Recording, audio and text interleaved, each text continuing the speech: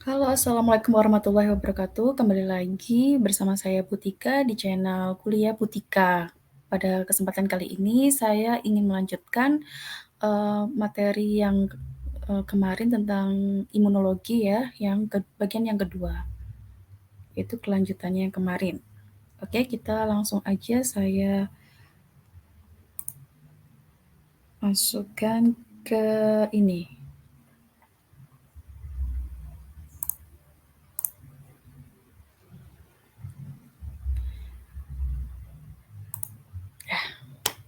Dasar-dasar imunologi slide-nya yang ini, yang kita teruskan yang kemarin, khusus untuk TLM ya.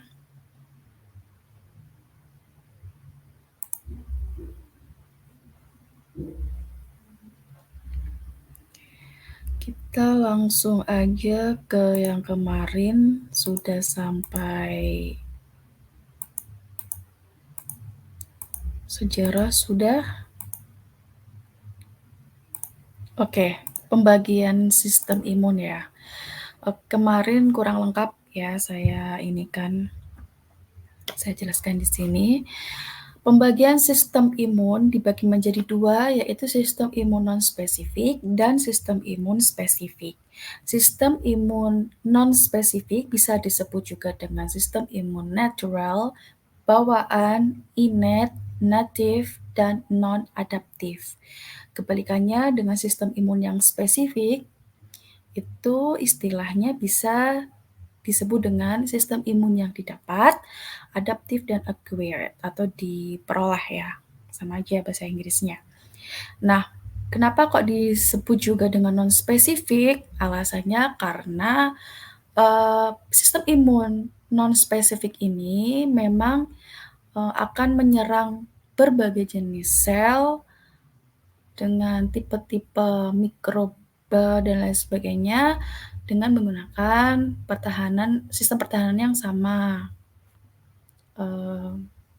Tidak spesifik, tetapi semua antigen itu akan sama-sama diserang dengan sistem yang sama. Sedangkan sistem imun yang spesifik, kenapa dinamai dengan spesifik, itu dikarenakan akan lebih spesifik dalam menghadapi antigen tertentu ya. Jadi antigen tertentu akan mendapatkan sistem imun spesifik terhadap antigen tersebut saja gitu. Jadi untuk antigen yang lain itu akan spesifik yang lain juga akan berbeda. Caranya akan berbeda. Sedangkan non spesifik sistemnya yang sama, sedangkan imun spesifik sistemnya spesifik terhadap antigen tertentu dengan cara yang berbeda atau tidak sama. Nah, kenapa juga disebut dengan sistem imun natural pada non-spesifik ya? Karena sistem imun non-spesifik ini sudah didapatkan sejak lahir ya. Sejak lahir kita sudah mendapatkan sistem imun ini. Sedangkan imun spesifik ini didapat.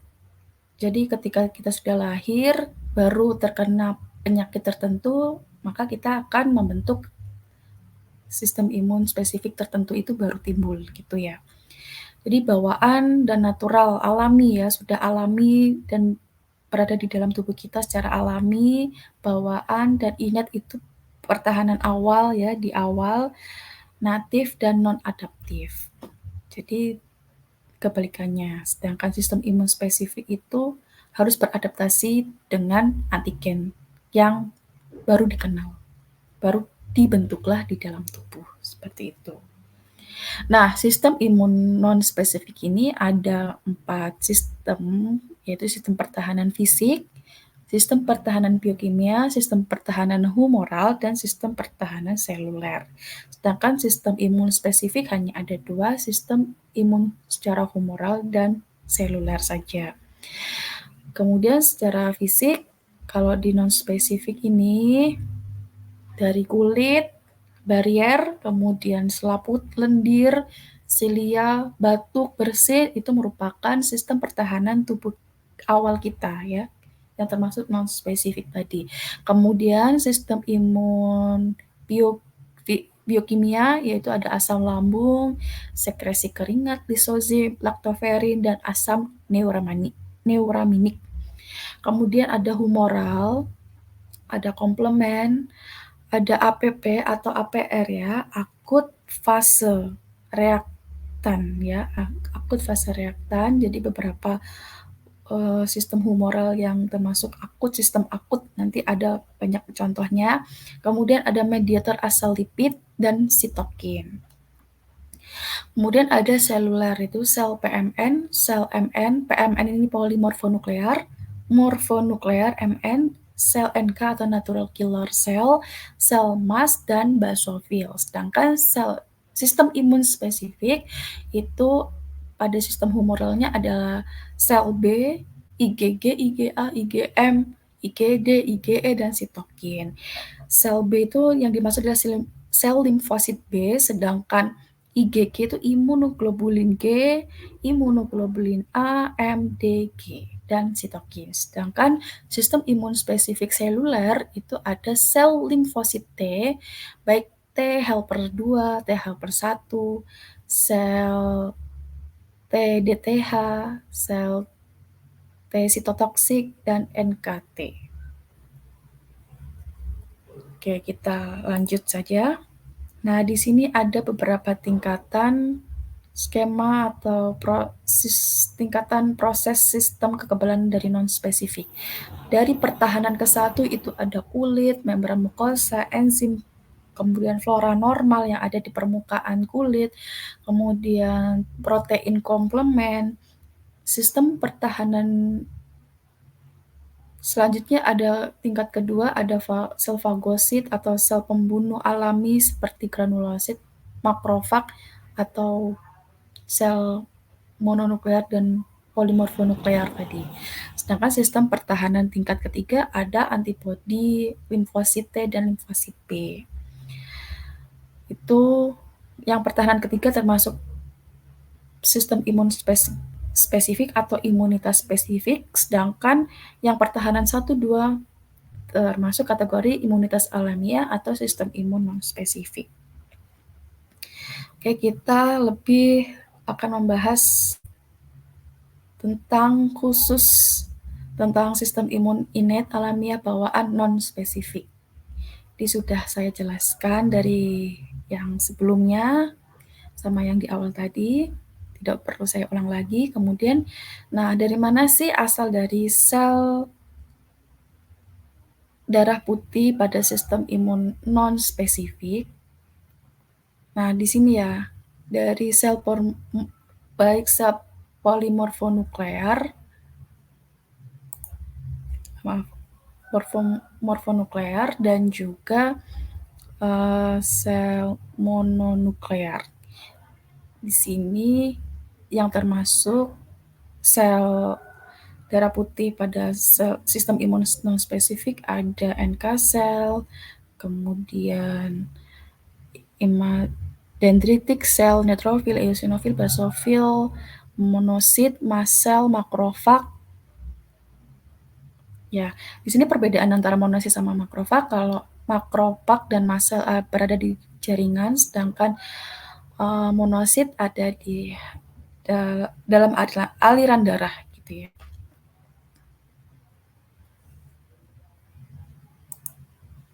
Nah, di sini lebih jelas lagi gambarnya karena di bawah mikroskop sel-sel kita kalau diwarnai di hapusan darah itu seperti ini.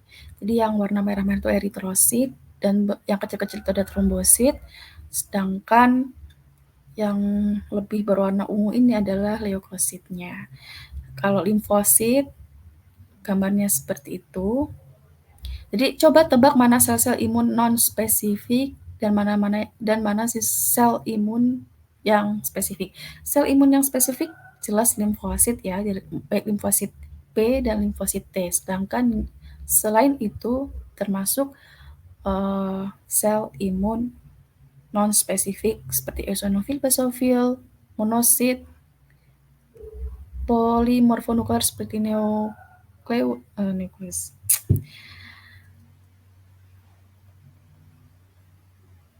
neutrofil ya. Neutrofil, ada neutrofil, eosinofil, dan basofil setelah monosit.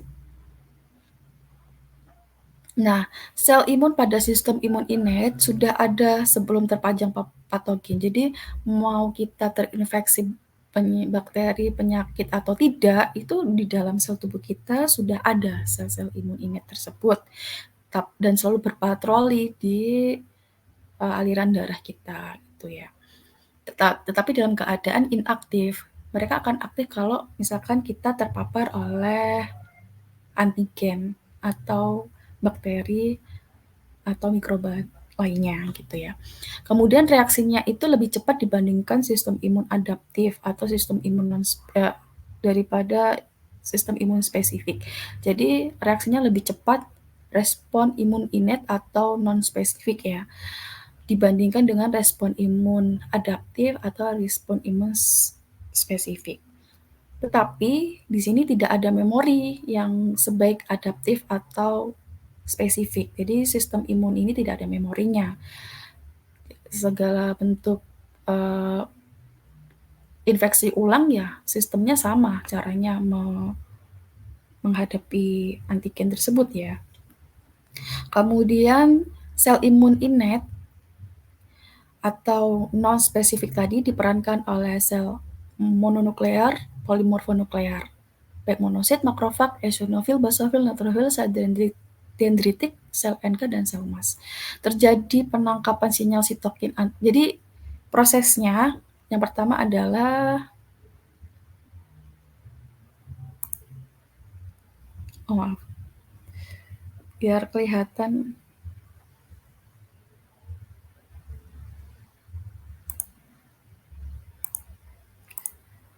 Oh my God. Nah, ini biar kelihatan dulu ya. Di sini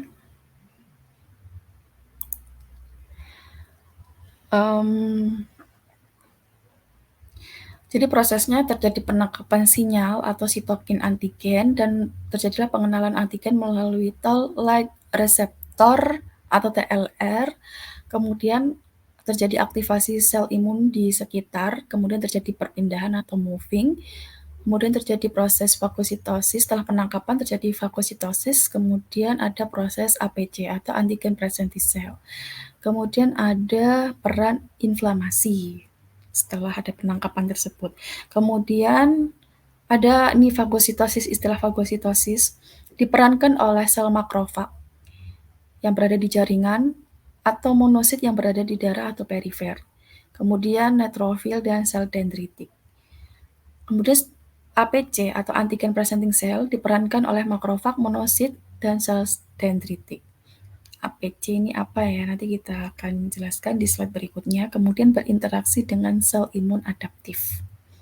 Nah, jadi peran dari sel imun innate atau non-spesifik ini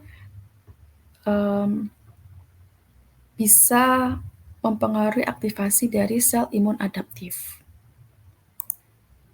Nah, di sini perbedaan waktu dan lamanya terbentuknya sistem imun. Jadi sistem imun innate adalah sistem imun yang pertama kali akan bereaksi terhadap infeksi antigen atau patogen juga ya.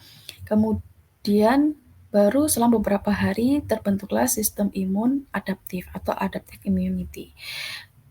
Kira-kira berapa jam gitu ya? Dari beberapa sumber yang saya baca itu kurang lebih 6-12 jam itu masih respon imun innate. Sedangkan yang adaptif selama 24 jam atau 1 hari sampai 7 hari, tergantung masa inkubasi dari masing-masing antigen atau mikroba tersebut.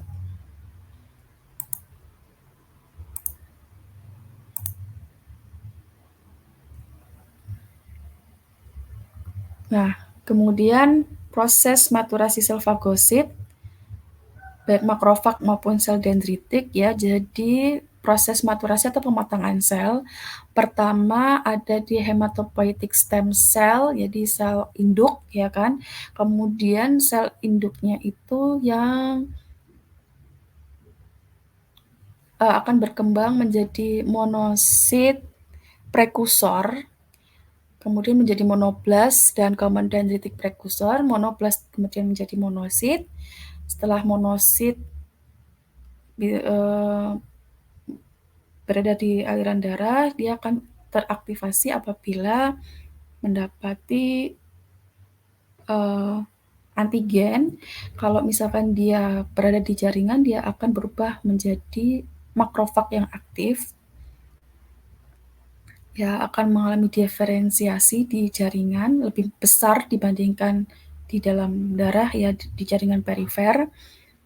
Kemudian ada beberapa makrofag, jenis makrofag itu di dalam jaringan akan penyebutannya bermacam-macam gitu, akan berbeda-beda gitu ya, penyebutan dari makrofag yang ada di jaringan. Seperti mikroanggila itu ternyata merupakan makrofag yang ada di sel otak. Kupfer cell itu sel makrofag yang berada di jaringan atau organ hati. Alveolar itu makrofag yang berada di paru-paru, sedangkan osteoklas itu makrofag yang berada di tulang. Kemudian ada juga sel dendritik.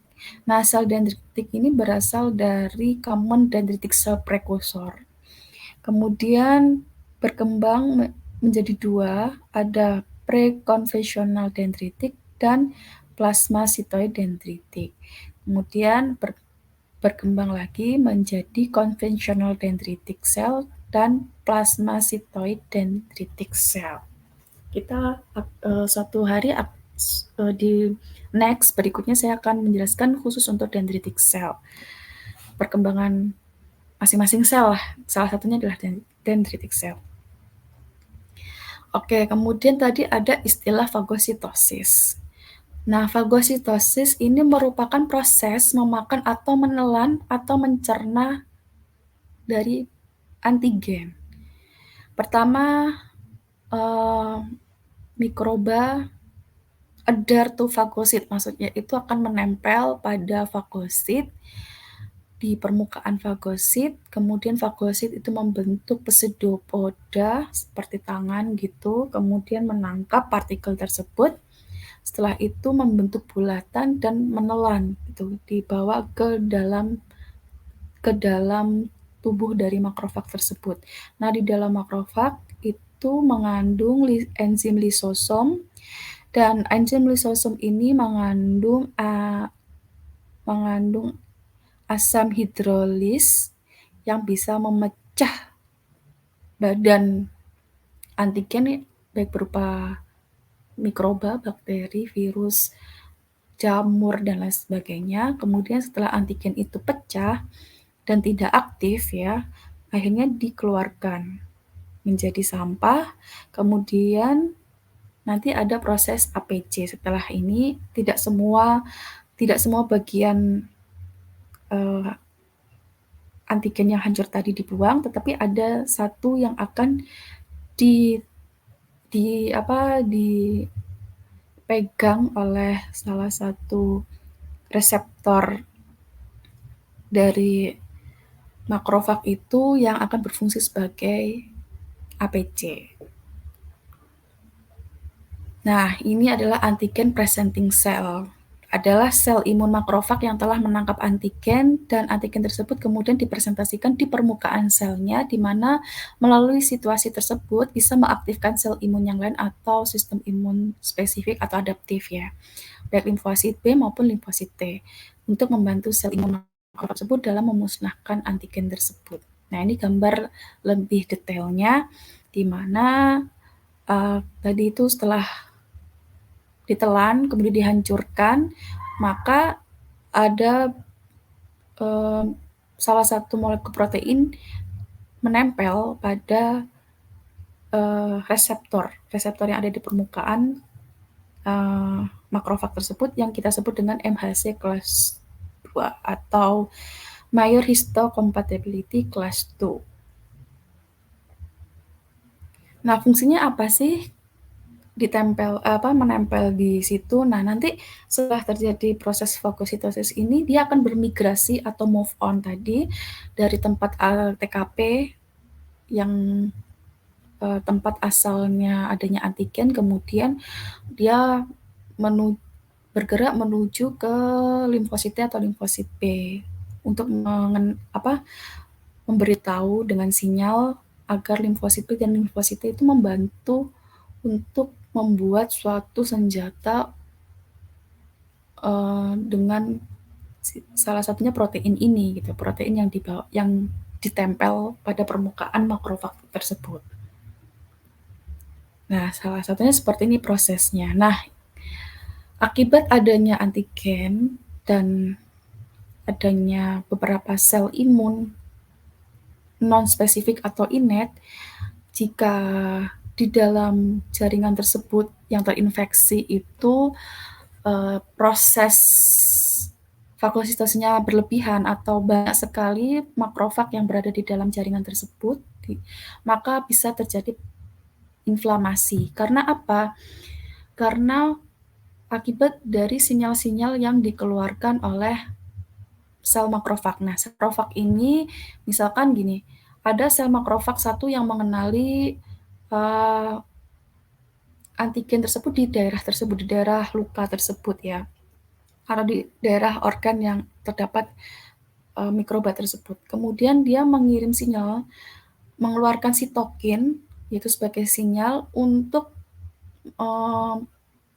merekrut atau memanggil teman-teman sel-sel imun innate yang lain. Jadi jika kena sitokin tersebut, sel-sel makrofag atau monosit yang ada di dalam darah yang awalnya tidak aktif, hanya patroli saja di dalam tubuh, dia jika kena pesan dari sitokin yang disebarkan oleh makrofag tadi akan aktif dan berusaha menuju asal sinyal tersebut. Jadi secara otomatis seperti itu ya di dalam tubuh, sangat terstruktur sistemnya dari sel imun kita. Itu Masya Allah sekali, Allah sudah menciptakan tubuh kita tanpa kita perintah mampu untuk menghadapi musuh-musuh antigen dari luar gitu ya. Nah, kemudian ketika makrofag banyak banget ya di jaringan tersebut, kemudian banyak mengeluarkan, masing-masing makrofag lebih dari ratusan mengeluarkan ribuan bahkan puluh ribuan sitokin, nah itu bisa menyebabkan inflamasi.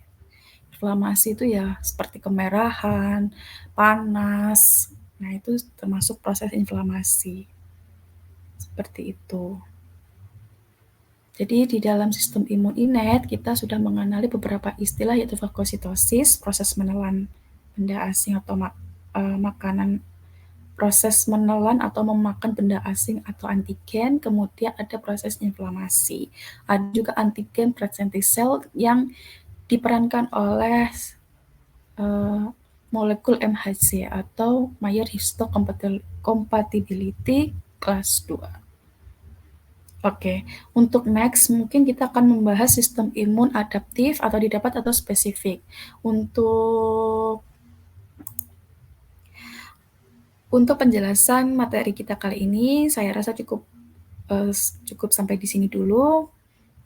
Saya akan terus belajar untuk bisa membahas tentang imunologi dan beberapa materi dengan lebih baik lagi.